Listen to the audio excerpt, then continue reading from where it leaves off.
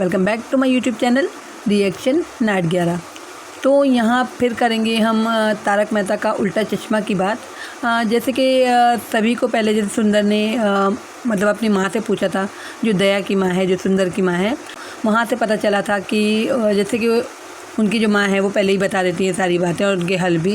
तो इस बार बातें बता दी कि वो पाकिस्तान में किसी संकट में फंस गए हैं, जो चंपक चाचा हैं वो। तो वहाँ वो बात हो गई। अब यहाँ मैंने जो स्टोरी इससे पहले जो वीडियो डाला था तो उसमें मैंने यहाँ तक बताया था, मतलब एक अंदेशा जताया था कि बापूजी ने बोला कि मैं वहाँ जाके बोलूँगा, मतलब जो पाकिस्तानी सिपाहियों ने उनको नारा लगाने को बोला था, तो बापूजी ने ये बोला था कि मैं वहाँ जाके बोलता हूँ। तो वो कश्ती के किनारे पे गए, वहाँ पर बैठने की जगह थी, वहाँ बैठ के जब उन्होंने साइड पे हाथ रखा तो जो गुब्बारे का जो रस्सियाँ सी थी वो प्लास्टिक के, वहाँ उनका हाथ लगा और वहाँ से उनको एक बैटरी मिल गई। तो वो बैटरी उठाकर, यानी कि मैंने तो पहले ही बोला था कि चाचा जी का दिमाग बहुत तेज़ है, चंपक चाचा का, तो बैटरी को उठा के उन्होंने जो है पाकिस्तानी सिपाहियों को डराना शुरू किया, है ना। हम इसलिए यकीन मान लेंगे क्योंकि ये एक कॉमेडी प्रोग्राम है, तो यकीन मानना ही पड़ेगा। वैसे अगर निकालने जाएँ तो बहुत सी मिस्टेक निकले, और सबसे बड़ी मिस्टेक तो ये है कि ये जो न्यू ईयर शुरू हुआ है, जब से 17-18 दिन हो गए हैं, यही चल रहा है, वही घसीट रहा है, और बहुत ही बोरिंग भी लग रहा है, ठीक भी लग रहा है, किसी किसी को बोरिंग भी लग रहा है। तो उन्होंने वो बैटरी उठा ली, फिर उससे पाकिस्तानी सिपाहियों को डराने लगे कि मैं अभी इसको दबा दूंगा तो ये जो बम फट जाएगा, और मैं जो हूँ जासूस हूँ, तो मैं यहाँ मछुआरों को बचाने आई हूँ, जो कि बोट पे बंधे हुए थे, यानी पाकिस्तानी सिपाहियों ने उनको कैद करके रख लिया था। तो बापूजी का ऐसा कहना था, यानी अपना दिमाग चलाया और बोला कि मैं ये बचाने आई हूँ, हाँ मैं जासूस हूँ, और ये बम का जो रिमोट है वो मेरे हाथ में है, अगर मैं दबा दूँगा तो तुम लोग सब खत्म हो जाओगे। तो सिपाही थे वो भी मतलब थोड़े से आती थे, उन्होंने भी मछुआरों को वहाँ से उठा के बुलाया और बापूजी के साथ खड़ा कर दिया कि अब आप बटन दबाओ रिमोट का और सारे ही उड़ जाओ आप, और यानी हम तो जाएंगे, आप लोग भी सारे बम से उड़ जाओगे। तो फिर यहाँ बापूजी फिर फंसने लगे। तो मछुआरों ने कहा कि आप मतलब मछुआरे तो यही समझते हैं कि कोई जासूस है इंडिया का। तो उन्होंने कहा कि सबने कहा कि आप बटन दबा दो, आप परवाह मत करो हमारी। तो फिर जब बापूजी बटन दबाने के लिए गिनती करने लगे, और जो है उन्होंने 1 2 3 बोलने से पहले जो सिपाही थे पाकिस्तान के, मतलब कोई अपनी बेगम को याद कर रहा था, कोई अपने घर को याद कर रहा था, कोई अपनी फैमिली को याद कर रहा था कि हमको अभी नहीं मरना है, यानी हमको अपने घर जाना है, किसी को अपनी बेगम के पास जाना था। तो उस हिसाब से मतलब बापूजी ने उनको डराया और वो जो है बोट छोड़ के पानी में कूद गए। तो बापूजी ने जब पहले कहा वो बात को कवर कर लिया गया कि जो बोट पे नाव पे, अब मैं होड़ी बोलूँगी बापूजी की ज़बान में, चंपक चाचा की ज़बान में होड़ी बोलूँगी।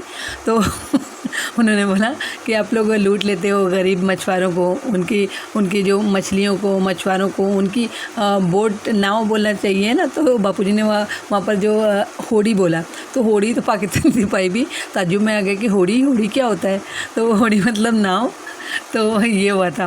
खैर फिर जो वो कूद गए पानी में और तैर के जल्दी भागने लगे अलग अलग कि बम फटेगा तो हम सारे साथ में जाएंगे। फिर यहाँ जैसे ही वो भागे, बापूजी ने जल्दी मछुआरों को खोल दिया और शोर मचाना शुरू किया, यानी जीत का जश्न। मछुआरे भी खुश हो गए और बापूजी ने कहा कि जल्दी इस बोट को इंडिया की तरफ ले लो, मतलब चलाने लग जाओ घुमा के, ताकि हम जल्दी से इंडिया के पास पहुँच जाएँ।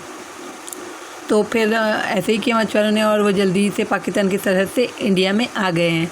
खैर सपना तो लग ही रहा है, जैसे कि मैंने पहले बताया, 1 2 बार बताया कि सपना ही लग रहा है ये मुझे, क्योंकि जिस तरह जेठालाल में ऐसा पाकिस्तान का बताया गया था कि रियल लग रहा था, ऐसे इसमें कुछ नहीं बताया गया।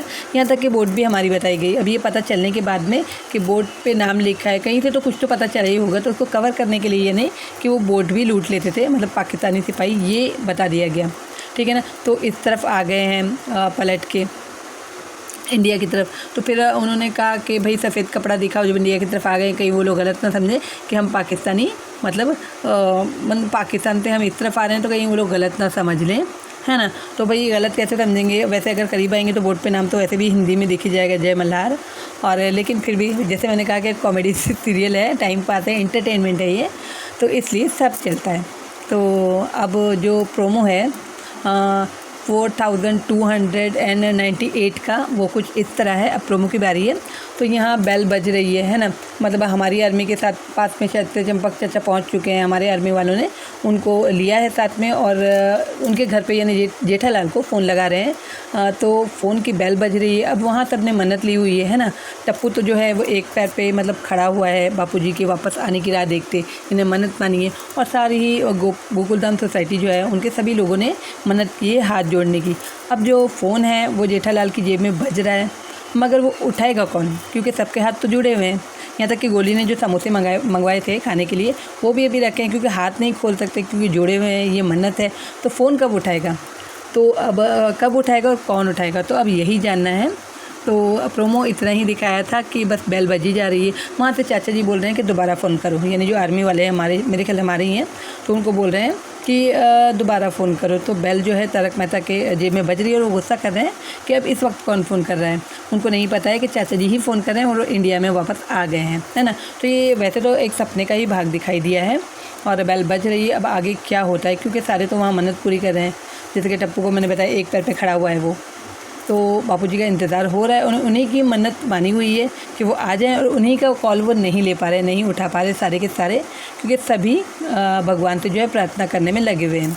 अब देखते हैं कि आगे क्या होता है, कॉल कैसे उठती है, कौन उठाता है, या बापूजी डायरेक्ट आ जाते हैं, ये जो है सपने में से आँख खुल जाती है। मतलब ये सभी मैं आपको बताऊँगी इससे आगे वाले वीडियो में। तो आप सब मेरे साथ बने रहिए, यानी मैं जो भी वीडियो अपलोड करूं उसको आप फुल वॉच कीजिए, और अच्छे अच्छे वाले कमेंट भी कर सकते हैं। जैसे आपको कोई कमी तारक मेहता में नज़र आती है, ये जो अच्छा, ये जो हंसी आती है, एंटरटेनमेंट होता है, उसके बारे में भी, है ना। तो अभी के लिए इस वीडियो में इतना ही। फिर मिलती हूँ किसी तारक मेहता की नेक्स्ट अपडेट के साथ।